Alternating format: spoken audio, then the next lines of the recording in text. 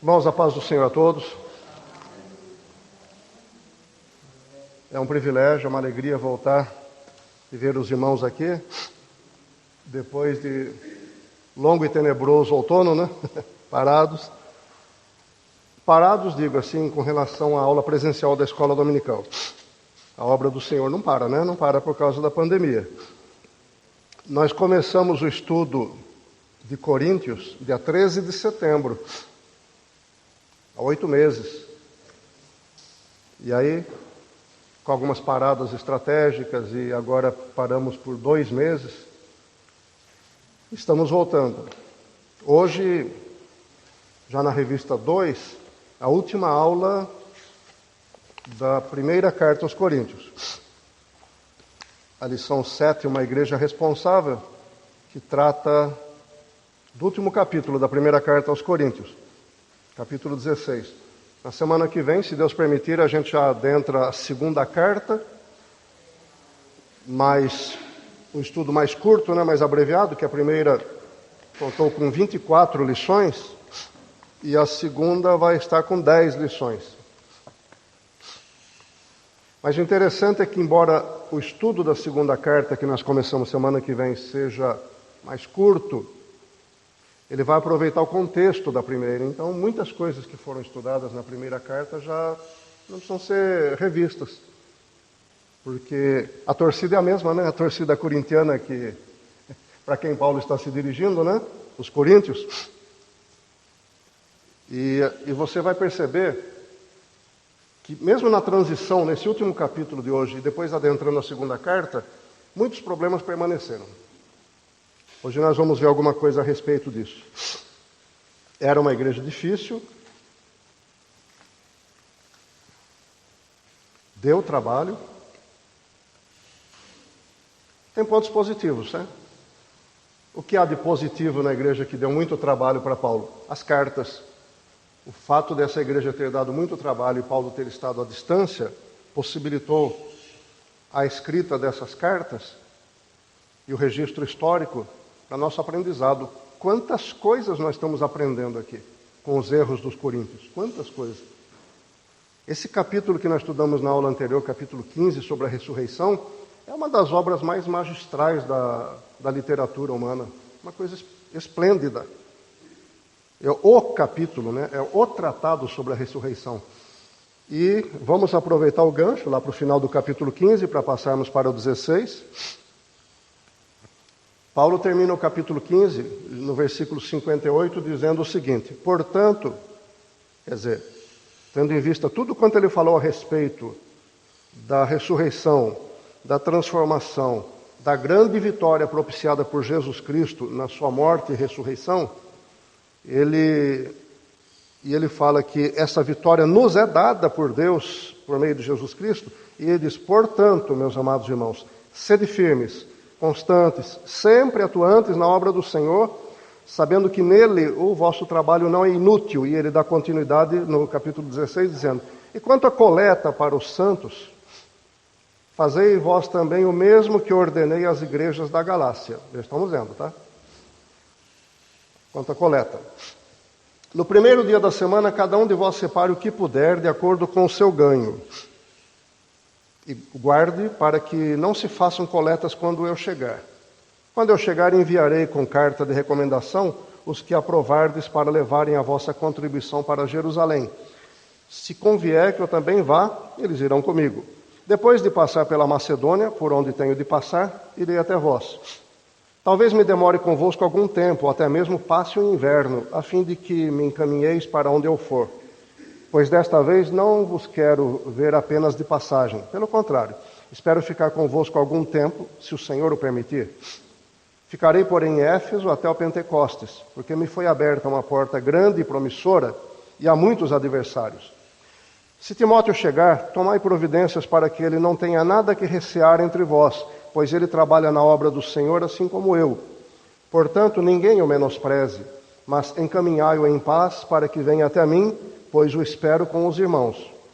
Quanto ao irmão Apolo, pedi-lhe muito que fosse até vós com os irmãos, mas ele não quis ir agora de modo algum. Irá, porém, quando tiver oportunidade. Vigiai, permanecei firmes na fé, portai-vos corajosamente, sede fortes. Fazei tudo com amor. Irmãos, sabeis que a família de Estéfanas são os primeiros frutos da Acaia. Eles têm se dedicado ao serviço dos santos. Assim suplico-vos agora que também vos sujeiteis aos que são como eles, e a todo o que coopera e trabalha na obra. Alegro-me com a vinda de Estéfanas, Fortunato e Acaico, pois eles supriram o que me faltava da vossa parte. Porque revigoraram meu espírito, assim como o vosso. Homens como eles merecem o vosso reconhecimento. As igrejas da Ásia vos cumprimentam. Áquila e Priscila vos cumprimentam com afeto no Senhor, assim como a igreja que se reúne na casa deles. Todos os irmãos vos cumprimentam. Cumprimentai-vos uns aos outros com beijo santo, ou ósculo santo. Eu, Paulo, vos cumprimento, assinando de próprio punho. Se alguém não ama o Senhor, seja maldito, ou anátema.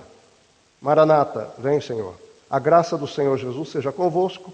O meu amor seja com todos vós em Cristo Jesus. Amém. A revista divide esse assunto em 4 partes, eu vou dividir em 5 partes. Tanto faz você acompanhar pela revista e a Bíblia, ou acompanhar só pela Bíblia, como você quiser. Eu quero aproveitar a ponte que nós fizemos aqui do capítulo 15 para o 16, quando Paulo diz que nós devemos ser firmes e constantes na obra do Senhor, sempre atuantes, o trabalho não é inútil. Ele já passa a falar da coleta para os santos em Jerusalém. Por que isso? Qual é a ligação que existe entre ser atuante e permanecente na obra do Senhor e o trabalho não é inútil? Porque faz parte da obra do Senhor, com certeza, e é agradável ao Senhor que nós prestemos assistência àqueles que estão em dificuldades. A obra do Senhor não consiste apenas no ministério da palavra. Não é apenas pregação e programas da igreja. A obra do Senhor é muito mais ampla do que isso, é muito mais penetrante, é mais profunda. E ela tem que envolver o nosso cuidado com o nosso semelhante, com os nossos irmãos em Cristo. Principalmente, os irmãos em Cristo, os domésticos na fé. Então nós temos que ver isso como sendo obra do Senhor.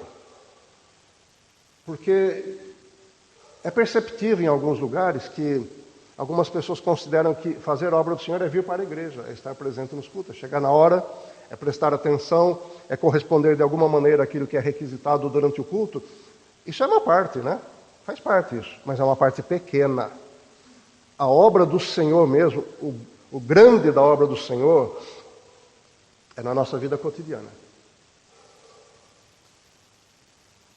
Porque você já sabe, com a experiência que tem, que ser crente dentro do templo é muito fácil.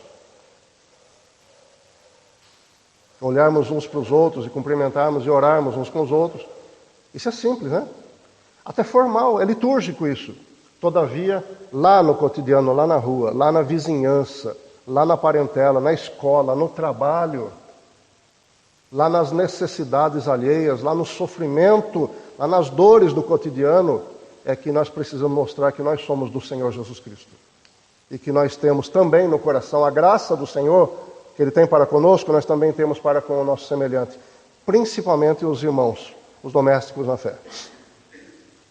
Por isso essa ponte é essencial, entre o capítulo da ressurreição e o capítulo das considerações finais do apóstolo Paulo.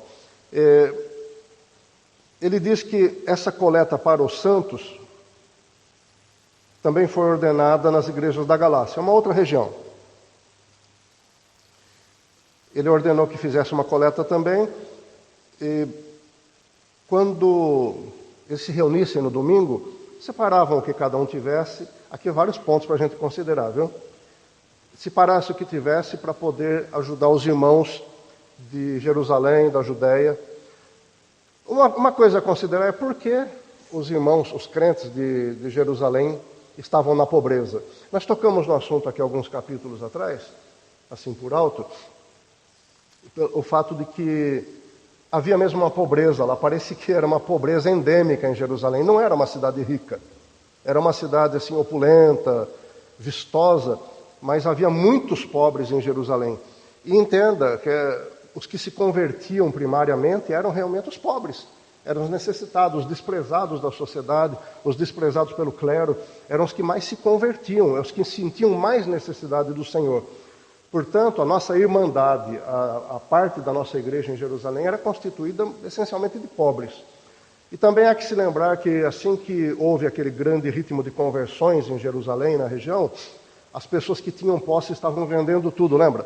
Vendiam, entregavam para os apóstolos distribuíam para que todo mundo tivesse o necessário para o cotidiano. Você vê isso lá em Atos, capítulos 4, 5, 6. Inclusive, capítulo 6 fala da instituição dos diáconos, justamente para atender esse ministério, porque havia tantos necessitados, havia tanta gente pobre, tantas viúvas, pessoas desamparadas, órfãos, que não dava mais para os apóstolos e para os pregadores do Evangelho ficar se dedicando a esse tipo de serviço. Então, nomearam diáconos para atender essa necessidade, que atendesse a necessidade de distribuição, de visitas e tudo mais. E um terceiro fator é que os crentes começaram a ser discriminados pelos incrédulos. Perdiam o emprego, os negócios eram embotados, a prosperidade era tolhida. A pobreza só aumentava entre os irmãos. É possível que quando, algumas décadas depois, Paulo, escrevendo aos Coríntios, falando da necessidade dos irmãos de Jerusalém, a pobreza tenha aumentado até porque aqueles que tinham alguma coisa que estavam vendendo também acabaram caindo na pobreza. Aí você vai pensar, puxa, então eles não deveriam ter vendido as propriedades e distribuído para os pobres, né?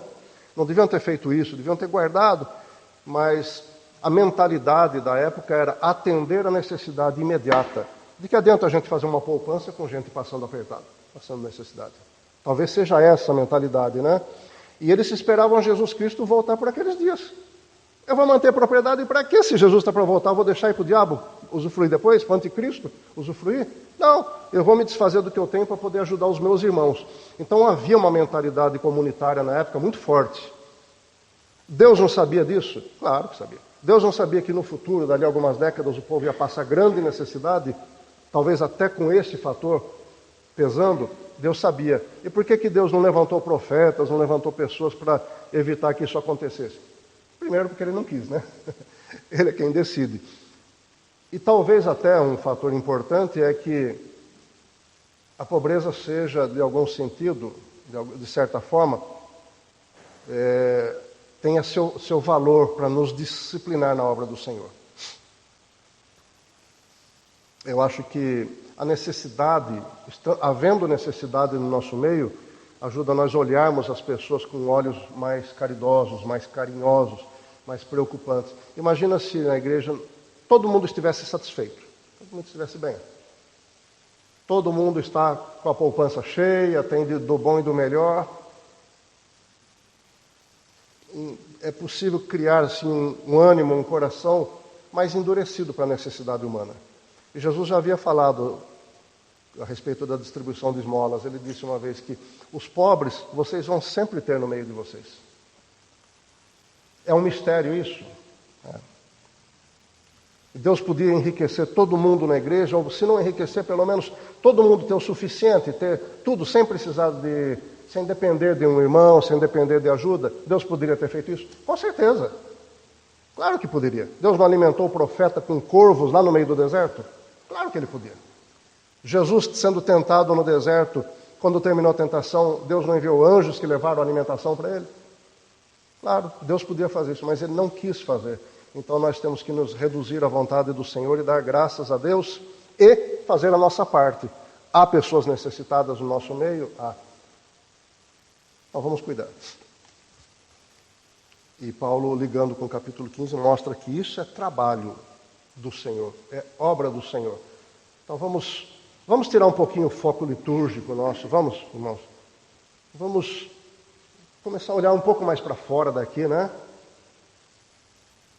Olhar um pouco mais o cotidiano dos nossos irmãos, as suas necessidades.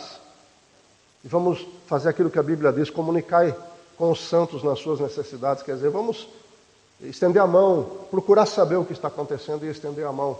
Porque aqui dentro todo mundo é bonito, bem vestido, arrumado e não tem problema nenhum. E todo mundo dá glória a Deus. Lá fora as pessoas choram. Lá fora as pessoas gemem, têm necessidades e às vezes não contam. E Paulo dizendo que vamos fazendo as coletas aí domingo após domingo, para que quando eu chegar não precise fazer. Por quê? Porque a necessidade era muito grande e provavelmente tinha que levar uma soma considerável. Era muita gente. Eram milhares e milhares de pessoas na Judéia e precisava levar uma soma considerável.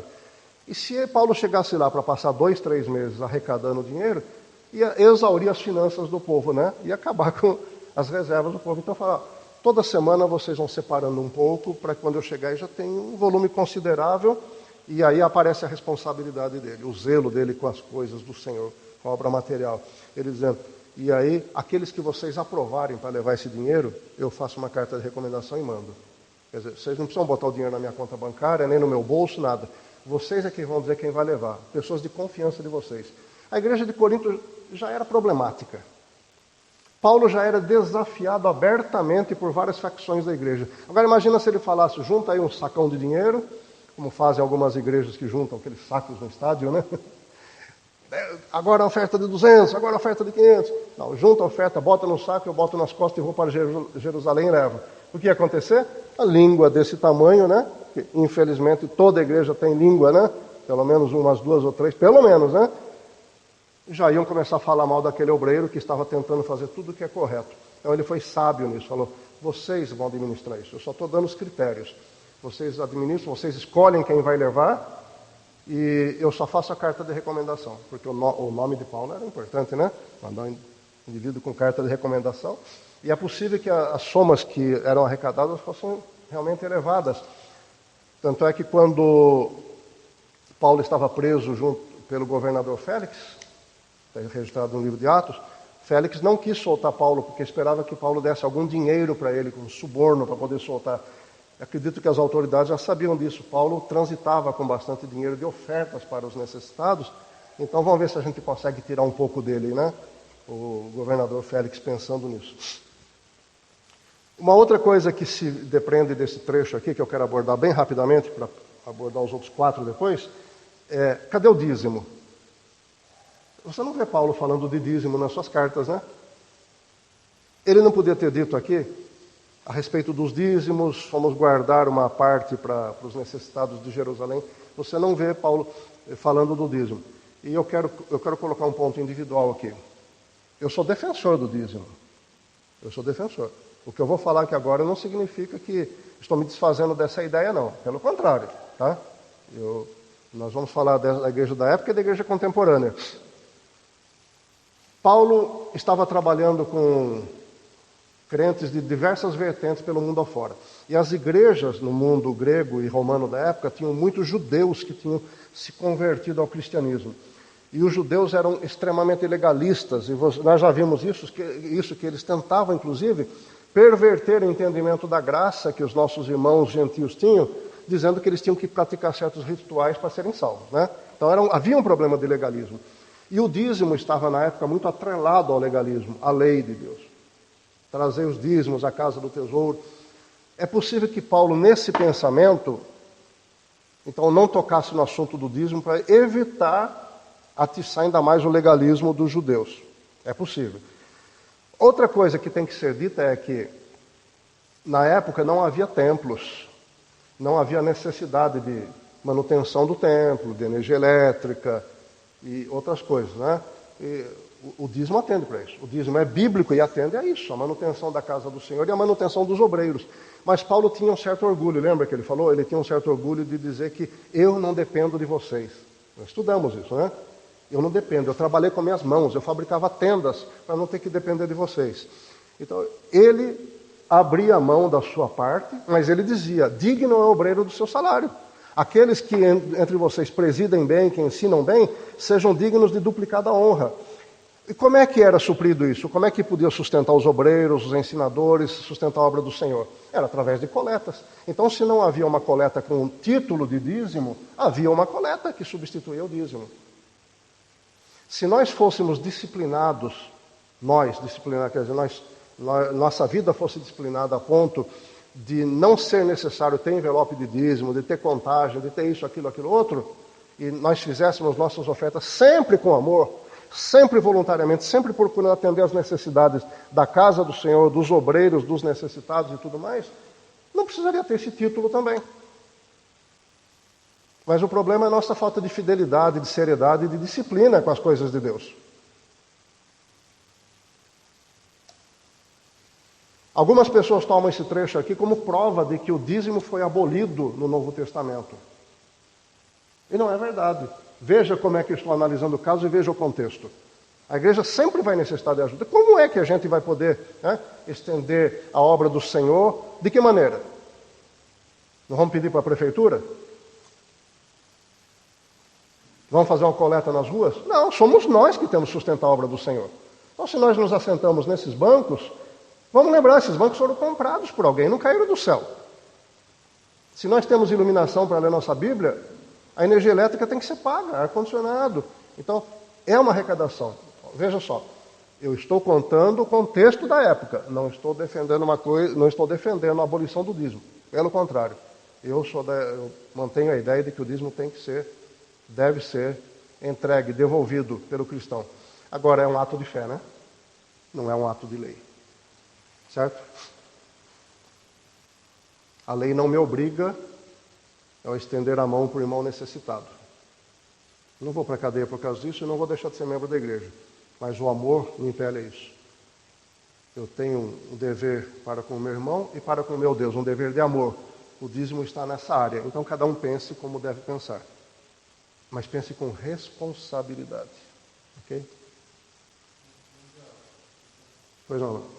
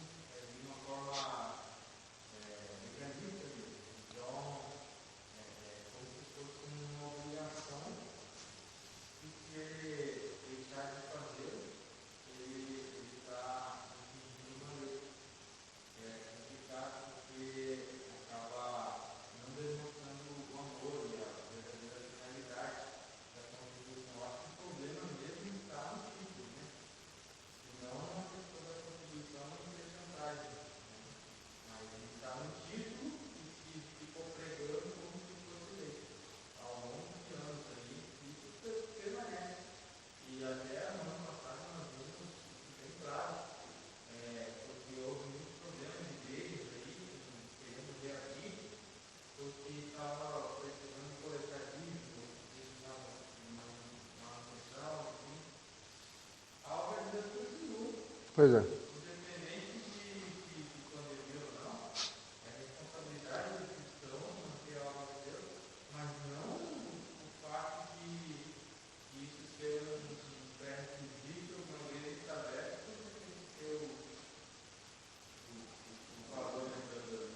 Ainda mais porque, segundo a gente entende do que Jesus falou, isso aqui é só o princípio das dores, né? A gente achando que vai passar a pandemia do Covid-19 e nós vamos ficar livres, nunca mais vai ter problema, isso é ilusão. Isso é falta de conhecimento bíblico. Então, a igreja deve passar por situações piores, mais difíceis, mais restritivas do que essa. As trevas, como já estudamos algumas semanas, estão se levantando. Vou já abertamente usar a palavra mecanismo. O mecanismo está já se assenhoreando dos meios de comunicação, de política, legislativo e judiciário. Então, nós vamos passar por períodos cada vez mais difíceis. E a igreja vai fechar as portas? Não pode, né? Nós precisamos perseverar e esperar o toque da trombeta, né, pra gente. E, como o irmão falou, né? As coisas devem ser feitas com amor. Paulo fala no versículo 14, fazei tudo com amor. E no 24 ele diz, o meu amor seja convosco. E passando já para o segundo bloco de estudos de hoje, a partir do versículo 5, Paulo mostra suas estratégias de trabalho. Ele diz, depois que eu passar pela Macedônia, eu tenho que passar por lá, eu vou até vocês, talvez eu demore um pouco tempo com vocês ou até passe o inverno. Dessa vez eu não quero apenas ficar de passagem, mas eu espero passar um tempo com vocês, se Deus permitir. Aí ele diz que vai ficar em Éfeso até o Pentecoste. essa estratégia é muito interessante. Em poucos versículos, em 5 versículos, Paulo mostra uma estratégia de trabalho que abrange uma grande área geográfica, em apenas 5 versículos. O que você e eu entendemos com isso? Que nós não podemos trabalhar aleatoriamente, na base do improviso. O próprio Senhor Jesus disse que o planejamento faz parte do trabalho. Qual é o rei que vai para a guerra sem primeiro se assentar com seus conselheiros para ver se ele pode vencer ou ele vai mandar emissários para propor paz? Qual é o homem que começa a construir uma torre e depois na metade ele descobre que não tem recurso para terminar? O Senhor Jesus contou essas histórias. Então, o planejamento deve fazer parte do nosso trabalho, minha gente. Não podemos ficar trabalhando no improviso. Acho que hoje eu vou pegar e vou fazer a obra do céu. Pega a Bíblia, a folheto e sai, aí fica olhando assim. Vou para o lado da nuvem, vou para o lado do sol. Não. Enquanto está de joelho pedindo direção ao Senhor, deixe a sua cabeça funcionar também. E vamos ver o que a gente pode fazer de melhor. Deus deu cérebro para cada um de nós. E deu capacidade de planejar, de olhar para o futuro. De ver prospectivamente as coisas. Vamos colocar isso em mente. Nós não planejamos nossa família, nosso trabalho, não planejamos casamento, não planejamos várias coisas para a nossa vida. Por que não vamos planejar a obra do Senhor? Fazer de improviso a obra do Senhor é fazer mal feito. É esperar o Espírito Santo vai dirigir. Aí depois não tem resultado, coloca a culpa no Espírito Santo. Então vamos ser inteligentes, vamos usar o cérebro que Deus nos deu, pedir direção a Deus, sim, mas fazer a nossa parte intelectual, ok? E Paulo diz que eu não quero desta vez ficar apenas de passagem com vocês, eu quero demorar algum tempo, se Deus permitir. Por que isso? Ele está percebendo o quão importante é que a pessoa mais experiente gaste tempo com as pessoas que estão dando problemas.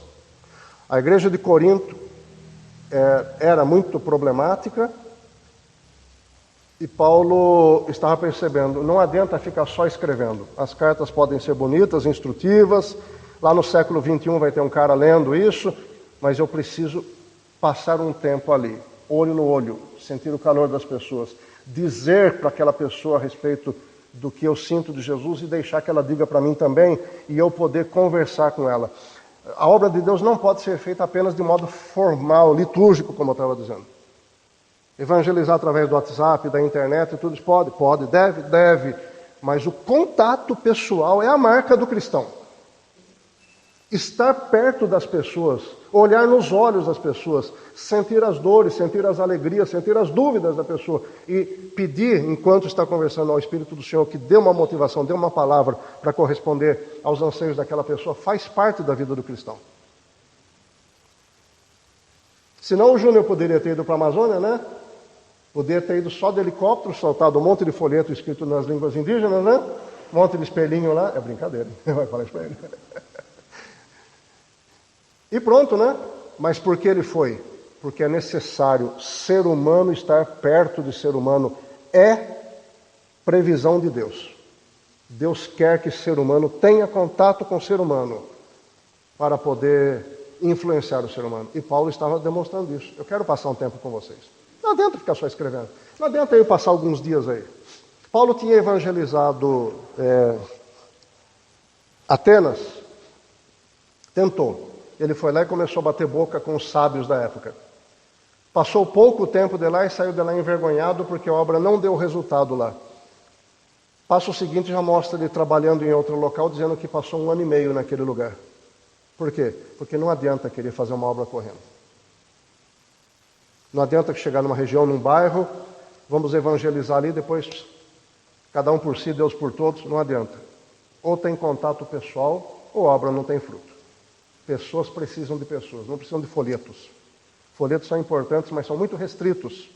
Uma palavra ocasional de 2, 3, 5 minutos é muito restrita. O relacionamento é importante. E como Paulo percebeu isso de maneira interessante, né? Mas ele diz, mas eu vou ficar em Éfeso um tempinho até o Pentecoste, porque me foi aberta uma porta grande e promissora e há muitos adversários. Engraçado que ele parece que está falando duas coisas que são antítese, né? São antagônicas. Deus abriu uma porta grande, promissora, maravilhosa, mas tem adversário. Ué, peraí. Deus abriu a porta, é promissora, E por que existe adversário? Porque você não pode se iludir, eu também não posso me iludir. Achar que vamos fazer a obra do Senhor e que vai ser tudo um mar de rosas, é ser infantil também. O Senhor mesmo disse que aquele que quiser servir o Senhor piamente, padecerá perseguições. Aliás, acho que quem falou deve ter sido Paulo, né? O Senhor falou uma outra coisa em outro contexto. Quem quiser servir piamente, vai padecer perseguições. Vai ter tribulação. E o inimigo é espertíssimo, inteligentíssimo. Ele pode disfarçar a perseguição em outras coisas. Ele pode colocar uma perseguição, um sofrimento na sua vida, quer dizer, ele pode trabalhar para que isso aconteça, caso Deus permita, de outras maneiras. Dificuldades com saúde de outras pessoas, não a sua, mas de outra pessoa que vai empenhar você naquilo e vai tirar o foco da obra do Senhor. Problema com o vizinho, problemas legais, problema isso, problema com o amigo, problema com o irmão. E Paulo não foi tolo aqui, não foi inocentezinho nessa não. Ele falou, Deus abriu uma porta para pregar o Evangelho, é muito promissora, eu não posso perder. Olha, vocês vão aguentando por aí em Corinto, porque eu vou ter que trabalhar aqui. Deus abriu a porta, como é que eu vou pegar com a porta aberta e vou embora para outro lugar? Eu vou fazer aquilo que Deus colocou de imediato para eu fazer. Mas há perseguições, significa que haverá dificuldade e ele está pedindo ajuda da igreja em oração. Quer dizer, a igreja precisa se envolver com a dificuldade daquele que está trabalhando lá. Viu como está relacionado tudo com aquilo que Paulo fala no final do capítulo 15? Faz parte da obra do Senhor a gente se envolver de alguma maneira, mesmo que seja à distância. A proximidade é essencial, mas aquele que está longe, como o caso do Júnior, nós temos que nos envolver com isso. Orar por ele. Vamos nos lembrar dele, da simpatia dele, da alegria dele aqui e falar, agora quem está aproveitando a simpatia daquele moço, aquela amizade gratuita dele, são outras pessoas, são outros povos. Bendito seja o nome do Senhor, que use meu irmão lá onde ele está. E orar e persistir nisso. E apoiar financeiramente, apoiar em oração, de alguma maneira, apoiar. A igreja precisa apoiar. Então Paulo está dando uma indireta nisso. Ou vocês me apoiam aí, ou essa porta aberta vai se transformar apenas em tribulação. Então me ajudem. Vocês estão vendo o caráter missionário da igreja? Aquele que passa a sua vida eclesiástica nos bancos da igreja também pode e deve fazer obra missionária. É contribuindo, é orando, é incentivando. Alguma coisa tem que ser feita. Eu me lembro da história, 32 anos de crente, e não me esqueço dessa história, do começo da minha vida de fé, de uma mulher, uma senhora viúva, costureira, pobrezinha.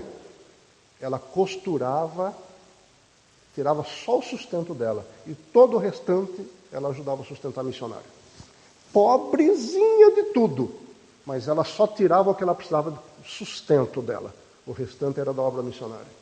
A igreja morávia do século XVIII, na Europa, de cada... eu não lembro o número certo, não sei, era 59 pessoas, não lembro. Eu vou chutar. De cada 59 pessoas que se convertiam, uma era designada para a obra missionária. O impacto missionário daquela igreja foi poderoso na época.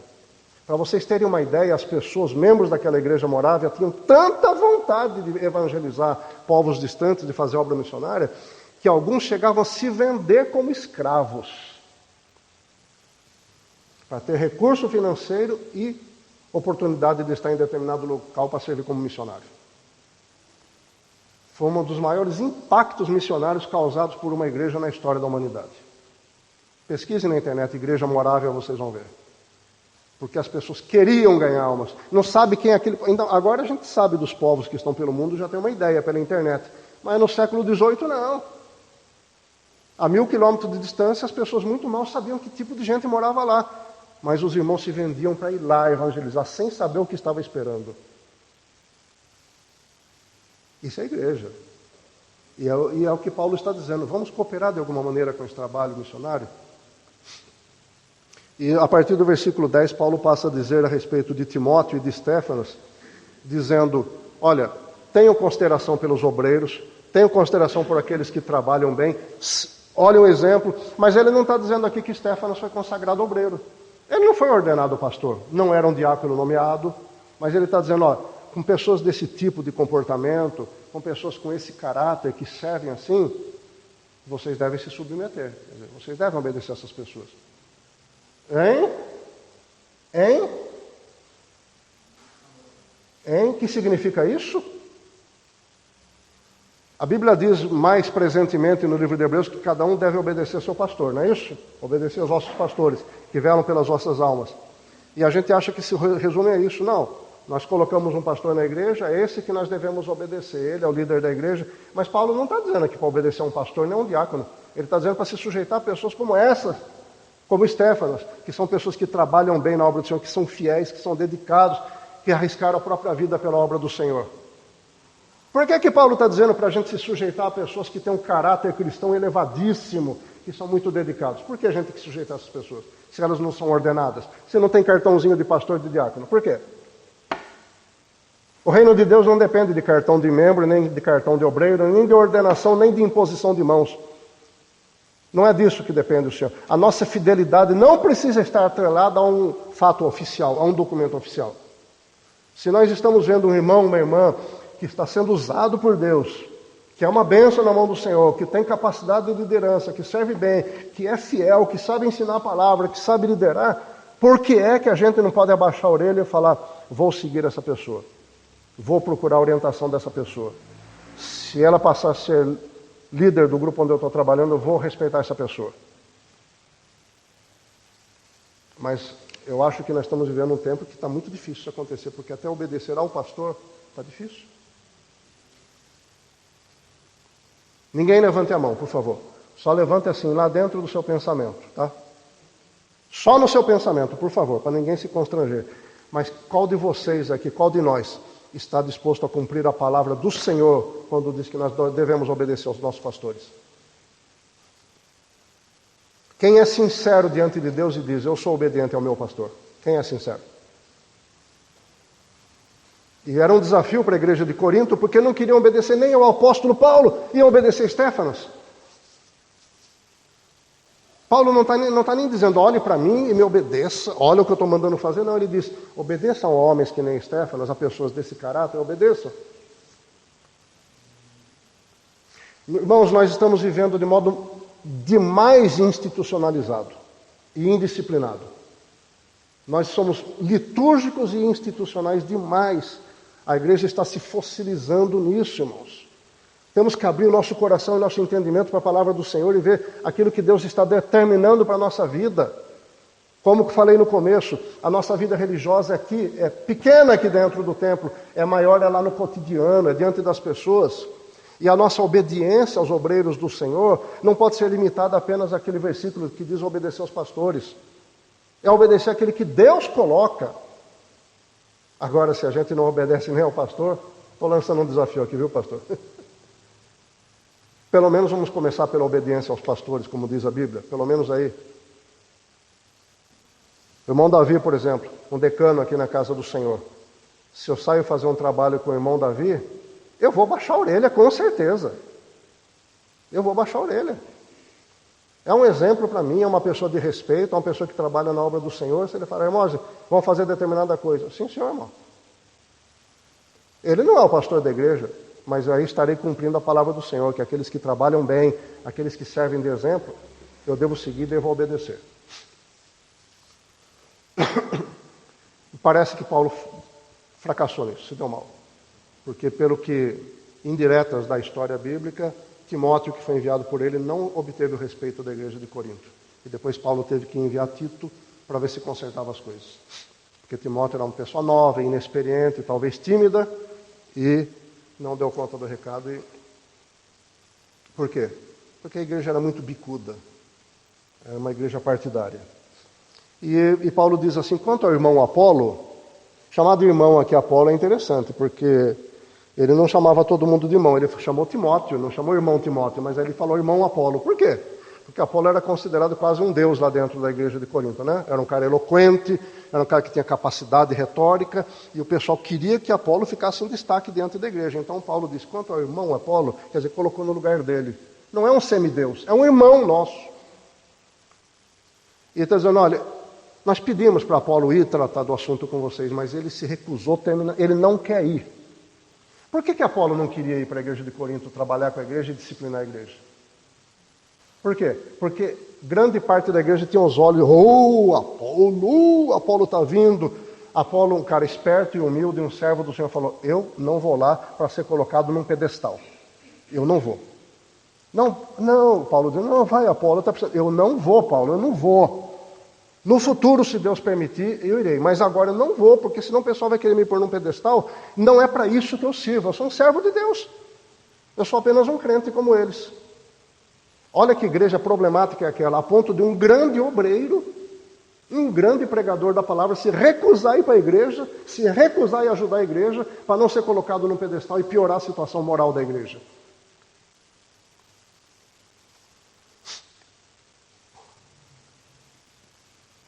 E no versículo 13, Paulo faz assim, como se fosse um parênteses. Vigiai, permanecei firmes na fé, portai-vos corajosamente, sede fortes, fazei tudo com amor. Como se fosse um parênteses, dizendo, a situação de vocês não está bonita, Coríntios. Estou escrevendo com palavras bonitas, mas está feio o negócio. Vamos vigiar. Esse aqui é um termo militar, viu? Esse vigiar aqui é um termo militar da época. É aquelas pessoas que ficavam no acampamento, de olho no que estava acontecendo. Aproximação do inimigo, desordem, desobediência, indisciplina, verificando tudo. Sempre de olho nas possibilidades. E Paulo está dizendo, a igreja de Corinto está como sendo um acampamento militar desorganizado e o inimigo rodeando. Vigiem! Porque senão vai ter destruição interna e destruição externa. O inimigo atacando por fora e vocês se destruindo por dentro.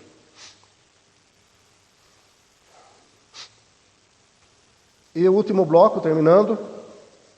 As igrejas da Ásia vos cumprimentam. Todos os irmãos cumprimentam. E cumprimentai-vos uns aos outros com ósculo santo. E cumprimentar com ósculo santo não é ter que chegar lá, quer dizer, para cumprimentar a mão vou ter que levar um ósculo de presente para ele, né? Vou comprar um Ray-Ban para ele. Não é isso. Ósculo é beijo, né? Não é óculos. Isso era costume na época. Isso é costume. Isso é temporal. Isso não é doutrinário. As pessoas tinham o hábito de se cumprimentar com beijo respeitoso. Como a igreja de Corinto era desordenada, pode ser, não está explícito aqui, pode ser que Paulo tenha dito. Quando vocês se cumprimentarem beijando um ao outro, seja um beijo santo. É com respeito. É um beijo no rosto um do outro, mas de modo que seja agradável a Deus. Não é tirando partido, não é tirando proveito disso. Hoje em dia, essa ideia foi corrompida, né? E tem igreja que acha que isso aqui é um mandamento, né? Existe igreja por aí, a igreja do ósculo, né? A igreja do véu. Acha que isso é um mandamento e que é obrigatório. As pessoas têm que se beijar. Mulher beija mulher, homem beija homem. Mas tudo isso, essa questão comportamental, depende da tradição, depende da cultura. Na igreja batista as pessoas se abraçam, se beijam, né? Mulheres beijam mulheres, homens beijam mulheres assim, né? Homem beijar homem eu nunca vi, graças a Deus também não fui vítima disso ainda, né?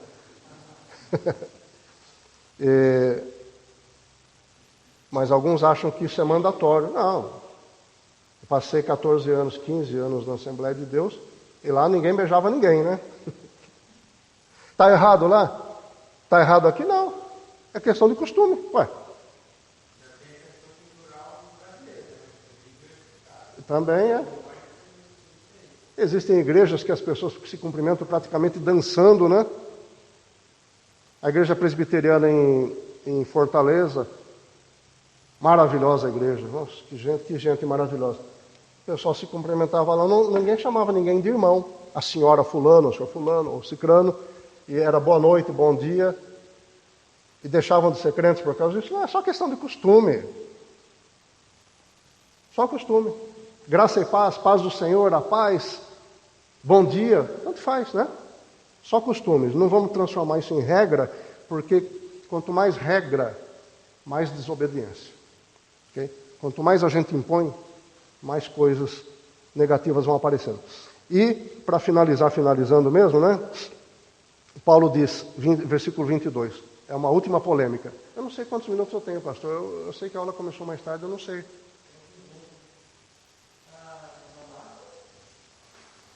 Vai tocar a campainha ainda? Eu não sei.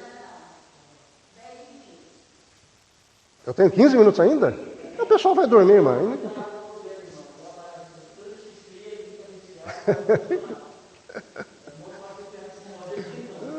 Não, mas 15 minutos é muito tempo, senão ninguém vai aguentar, viu, irmão? Eu agradeço a sua gentileza.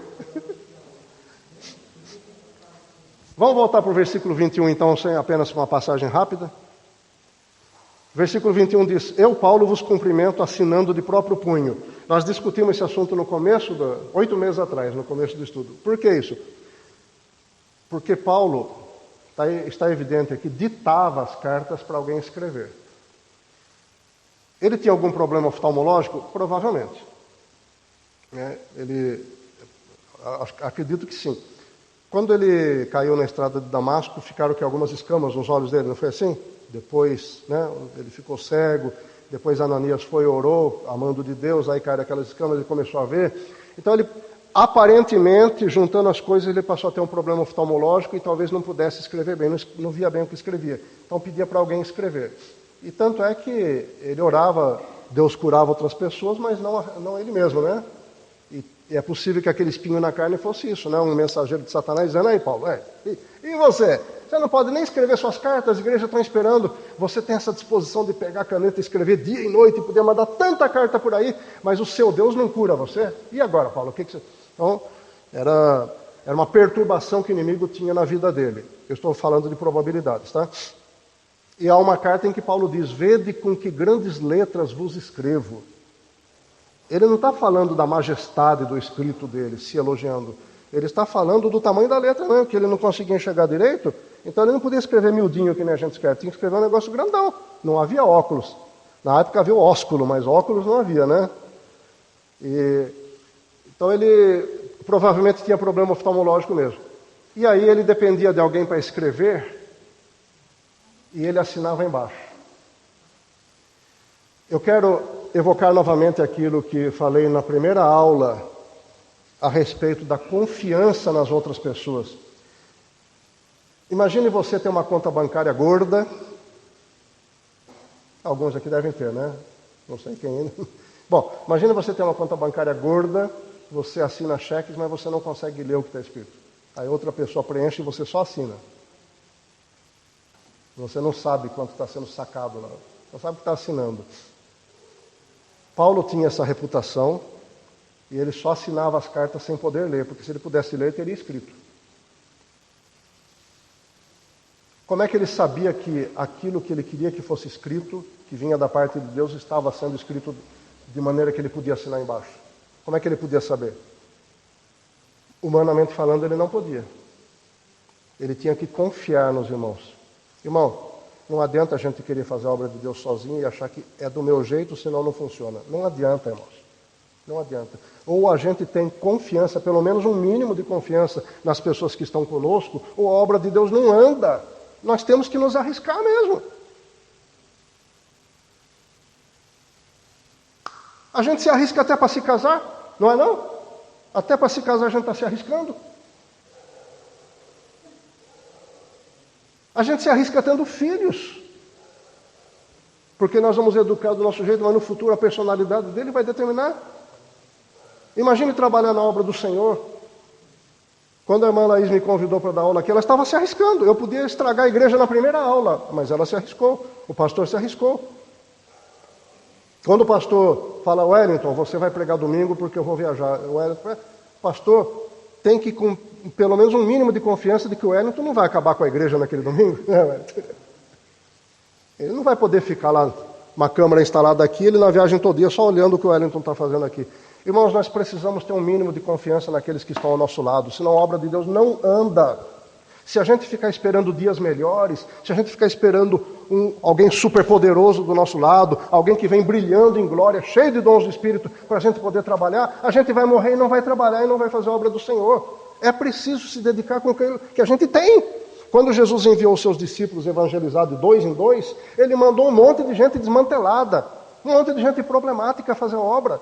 Ele falou: vocês vão expulsar demônios, vocês vão limpar leprosos, vocês vão anunciar o reino de Deus, vocês vão curar enfermos. E um bando de desmantelados, de gente cheia de problemas. Tanto é que Pedro falou: não receberam a gente, quer que a gente peça para o Pai mandar fogo do céu e consumir todo mundo? Essa era a natureza das pessoas. E Jesus teve um mínimo de confiança e mandou assim mesmo. E quando ele disse: ide por todo mundo, pregar o evangelho a toda criatura, quem ele está mandando fazer isso? Anjos? Pessoas superpoderosas? Não, ele está mandando a mim e a você fazer essa obra. Ele está deixando na nossa mão, com todos os nossos erros e defeitos. E quantas vezes a gente não quer trabalhar com uma pessoa só porque ela não está no nível que a gente achou que deveria estar. Olha a responsabilidade que Paulo assumiu, que está na história, 2000 anos de história. Ele assinou embaixo daquilo que os irmãos escreveram, sem poder ler, sem conseguir saber o que estava escrito ali, porque ele confiou nos irmãos.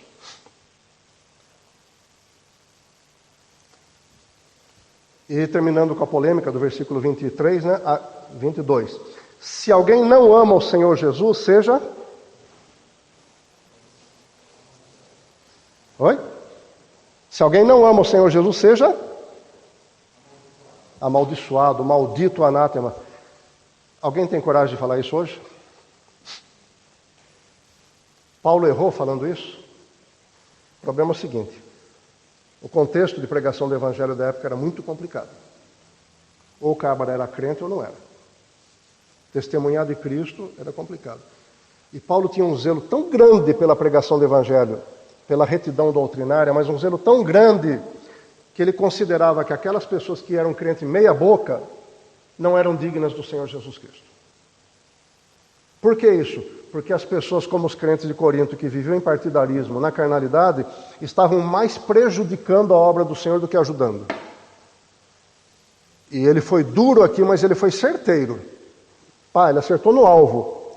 Ele não disse, aquele que está se comportando mal seja maldito. Ele não falou isso. Aquele que está de família irregular seja maldito. Ele não falou isso. Ele falou, aquele que não ama o Senhor Jesus seja maldito. Porque aquele que não ama o Senhor Jesus, mas está vestindo roupa de crente, está no meio da igreja, na verdade é o joio que está no meio do trigo e está prejudicando a obra do Senhor. Então, essa ideia de que Paulo foi muito estúpido, perdeu o controle para amaldiçoar a pessoa que não ama o Senhor Jesus, não concordo não com a pessoa que diz isso. Eu concordo sim que aquele que não ama o Senhor Jesus Cristo está desqualificado para o reino de Deus. Opa, peraí. Logo no versículo abaixo, Paulo diz que o meu amor esteja com vocês. E eu estou dizendo que aquele que não ama o Senhor Jesus é desqualificado para o reino de Deus. Alguém pode dizer o contrário, concordar comigo é fácil. Quero ver se alguém diga alguma coisa contrária. Aquele que não ama o Senhor Jesus Cristo está desqualificado para o reino de Deus. Não serve para o reino de Deus. Isso é verdade ou é mentira?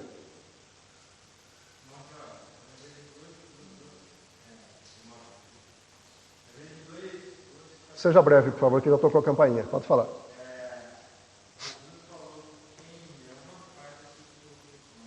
Eu não estou entendendo o que você está falando.